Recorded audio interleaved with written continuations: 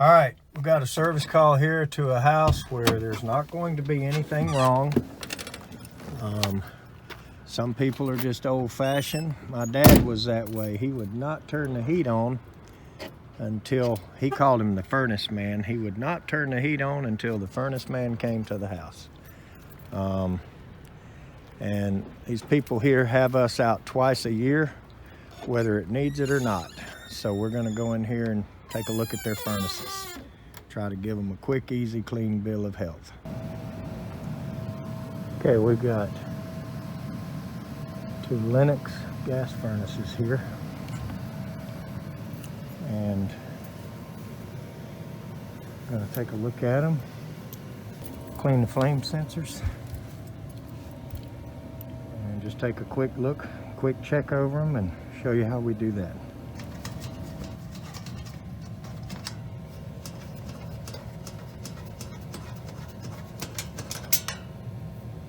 Oops, didn't mean to take them all the way out, but that's okay.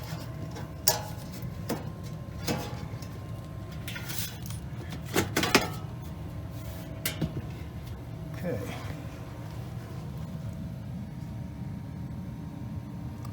A little bit dirty in here. Seem to have been dripping a little bit of condensation off of the bottom of the draft motor right there. So we're going to not let that bother us.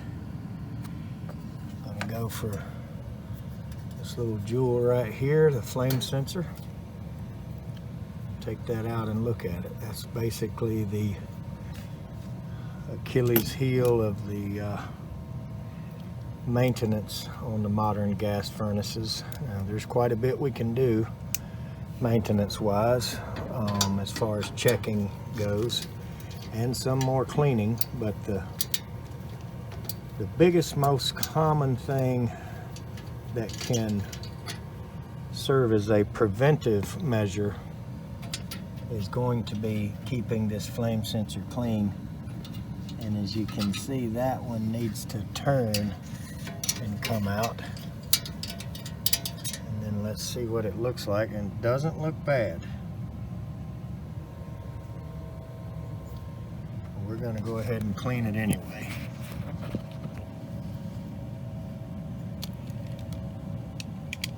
Now, true to form, I'm going to do this the way I do it, and I'm going to clean it with a dollar bill.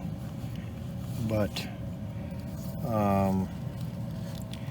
there's a lot of ways to skin a cat, so to speak, and Supco makes a really nice little tool that you stick it inside and spin it, and it's kind of got brushes inside of it. But I'm going to do things the way I've done them forever, and they have always been effective for me. And that is, I'm going to clean it with bill. Now, it doesn't matter what size bill it is. I've had a lot of guys comment, you know, on if I pull out a 1 or a 5 or a 50 or a 100, you know, and of course joking around that, you know, a 50 ought to clean it better than a 10 or a 1, and you know, that 100, etc. But there's just something about the, you know, the construction, something about the, I don't know what it is, but there's something about the makeup of money that just really does a good job. As you can see, it really cleans it. I don't believe in scratching these up. It's just, you know, an old man taught me long ago what little I know about flame sensors, and there is a coating on them. Now, it doesn't appear to hurt them to lose that coating, and I don't know what the coating is. Probably just an anti-rust or corrosive. You know, I don't know what the coating is, and it probably does not hurt them. You know, I've seen a bunch of guys clean them a bunch of different ways. And as long as you're not having trouble cleaning it the way you're doing it, then by all means, stick with what works for you. But I've been in this business over 30 years, and we have an awful lot of repeat customers. We have an awful lot of new customers. I just feel like by now that if this method were not a good one, I would have found out about it. So it works very well, and it's a very simple thing to do, and it's clean. So the Lennox obviously is a little different than some others, and you have to stick it in there sideways and go down here and put it in front of the burner, and then turn it down to align the bolt. But it is just as simple as that. And I'll tell you, for the DIY guys, I'll tell you what a lot of simple problems that can be fixed can commonly be here and there. I'm not really a DIY supportive channel, but on minor stuff I will show a thing or two. And this can be a common problem, and the symptom normally will be the flame lights and it goes out within 1 or 2 seconds, and it may light, you know, 5 seconds, 3 seconds, 4 seconds, and go right back out. Then it'll retry again, and the flame will light, only burn a few seconds, and go back out. And if you're watching your furnace do that, a lot of times that flame sensor can be the problem. Now, what you don't want to do, and I was looking for the ignition on this furnace right back there. That's the igniter that sticks down in the, see if we can see it in there. Yeah, you see it back there.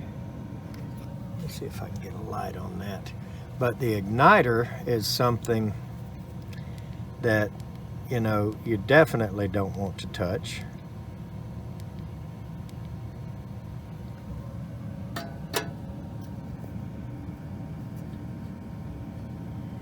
You see it back there, the little white ceramic insulator, and then the carbon nitride, nitride, whatever that material is they're made out of. They remind you of an oven element when you get them out and look at them. But you see that igniter sticking down in there. So that is definitely not what you want to mistake for a flame sensor and take it out and clean it. If you take that out and touch it or anything, it can be delicate, and it can break on you. And it's definitely not going to be good to clean that. And I have had DIY people tell me before that the igniter wasn't working, so they took it out and cleaned it and put it back in, and it didn't work. So anyway, that's how we clean the flame sensor. So let's fire this thing up and just watch it ignite and make sure everything's okay. Okay, so we're going to jump red and white, or R and W, regardless of what colors are on what. So there's your W, that's the heat. There's your common. That's the red right there in the middle. There's your green for fan, and there's your yellow for cooling right there. So you may be able to see the, can't see the R very good. But I'm gonna jump this out and just make sure it works.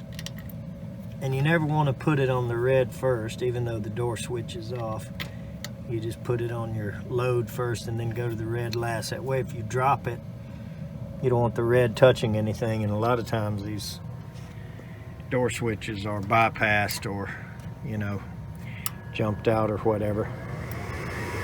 So here comes the induced draft. and we should see the igniter glow shortly. I'm just going to make sure the flame comes on and stays on. And that's basically all we're doing here today on this video, is cleaning the flame sensor. See the igniter back there glowing red.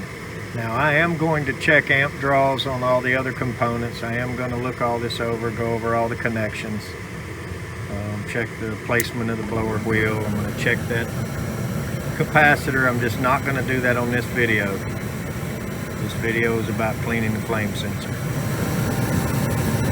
Now I've let this thing burn for a little over 5 seconds, so I'm pretty sure at this time the flame sensor is working. So I'm going to let it go ahead and run enough to bring the fan on. Then I'm going to pull that jumper off and let it cool the heat exchanger down a little bit. And then that'll end this video. But I'm going to go ahead and do the rest of the servicing, basically just the rest of the checking here. That's probably the only thing we're going to clean here today. So there comes the blower.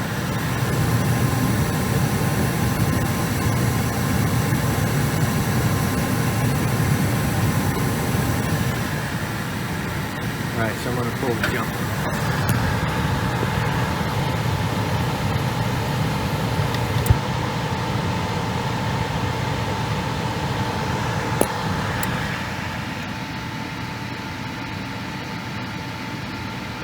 Okay, so I'm going to let this fan run a little bit before I let off the door switch, and just make sure we cool the heat exchanger back down where we don't get any limit issues and don't affect the next cycle that comes to this thing. So, like I said, I'm going to do a little more servicing here. I'm just not going to do it on this video. So for the armchair warriors, or the keyboard super techs, or anybody else that wants to say, I would have done this, you should have done that, just thought I'd explain to you what this was for, the purpose of this video. I can't always put everything on video. I mean, I could this one if I wanted to, but I don't want to. This one was just for cleaning the flame sensor on a Lennox Furnace. And that's all it was.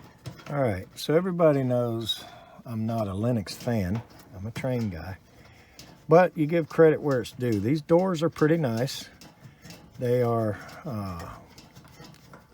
pretty, pretty sound. They're not cheap. This bubbled out design really makes them pretty tough.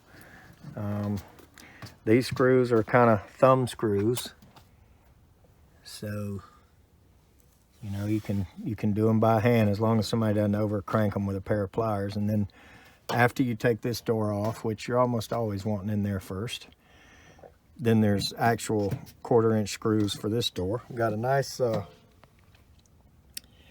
window here that lets us see error codes before killing the door switch. Although most boards will show them again on the next power up, it's nice to see what's going on before anything gets touched. So, not crazy about Lennox, but these particular furnaces are not so bad. They got the little bitty burner, a whole lot of little burners instead of one big one. I don't know what the long-term effect of that is. Maybe the tubes don't heat up as much, or maybe they heat up more. I don't know, because they're smaller. But anyway, that is how we clean the flame sensor on a Lennox gas furnace. That's an 80% furnace. You always know that by the metal exhaust pipe that goes out the roof or goes wherever it goes. If it's a steel exhaust pipe and not PVC, then it's an 80% furnace. All right, let's go to the next one. Thanks for watching.